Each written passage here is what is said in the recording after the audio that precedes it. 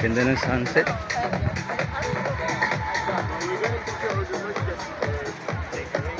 Ang ganda ng formation din, no, Keros, no? Yes. So, pupunta tayo doon sa area na yun.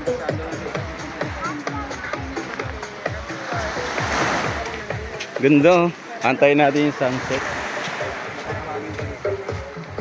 Grabe ba yung mga formation?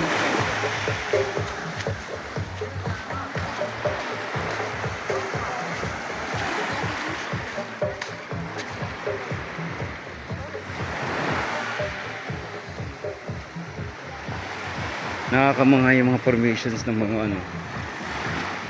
Alam mo, dito ka pa lang sa pinaka mainland, pero how much more kapag dyan ka na sa mga mismong islands. Meron pa ibang... Dami, oh. Ang ganda naman. Nakakamangha, alam mo, isipin mo kung paano. Grabe, oh. Kaya last frontier ang Palawan. So amazing.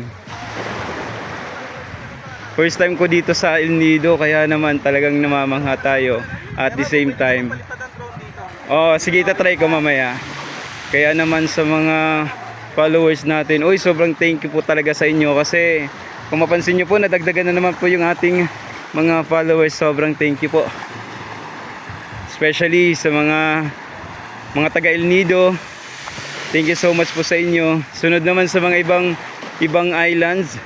Ayun, sa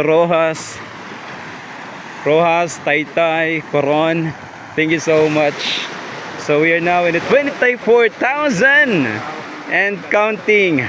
Maraming salamat. Thank you so much, everyone. So dito sa isa sa pinaka magandang one of the best destinations is El Nido. Thank you so much, El Nido.